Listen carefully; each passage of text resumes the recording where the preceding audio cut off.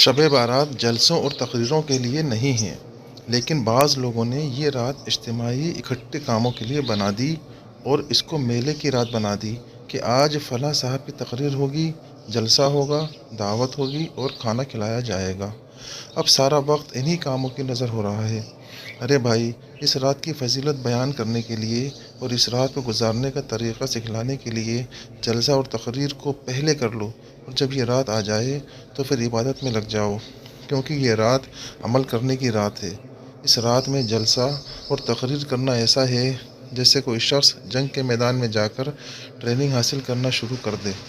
جنگ کے میدان میں آنے سے پہلے ٹریننگ حاصل کر لو، اگر یہاں آ کر تم ٹریننگ حاصل کرو گے تو معاملہ بگڑ جائے گا، اس لیے کہ یہ وقت ٹریننگ حاصل کرنے کا نہیں بلکہ یہ وقت تو لڑنے کا ہے۔ اس لیے اس رات کو تقریروں اور جلسوں میں ضائع کرنا یہ وقت کی ناقدری ہے۔ یہ تنہائی میں گزارنے کی رات ہے۔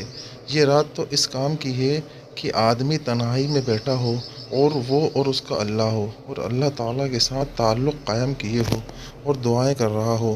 یہ ہے اس رات کا صحیح استعمال۔ اس رات میں لوگوں نے اپنی طرف سے میلے ٹھیلے بنا دیے ہیں، اس سے پرہیز کرو اور اس کے ایک ایک سیکنڈ کو غنیمت سمجھو اور تنہائی میں عبادت کرنے کی کوشش کرو۔ شریعت میں اکٹھا ہو کر نفلی عبادت کرنا بھی پسندیدہ نہیں ہے، افضل یہ ہے کہ عبادت تنہائی میں ہو۔ ہاں، اگر کسی آدمی کو یہ اندیشہ ہو کہ اگر میں گھر پر رہوں گا تو سو جاؤں گا، تو ایسا آدمی مسجد میں جا کر عبادت کر لے تاکہ اس کی نیند دور ہو جائے۔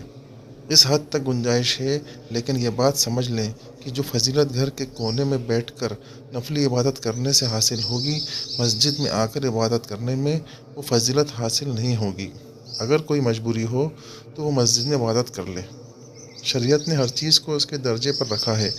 مثلاً جو نمازیں فرض ہیں ان کے بارے میں تو تاکید ہے کہ مسجد میں آ کر سب کے ساتھ جماعت سے ادا کرو، لیکن نفلی نمازوں کے لیے تاکید ہے کہ ان کو گھر میں ادا کرو، تنہائی میں پڑھو اور مجمع سے پرہیز کرو۔ اسی وجہ سے نفلوں کی جماعت جائز نہیں ہے۔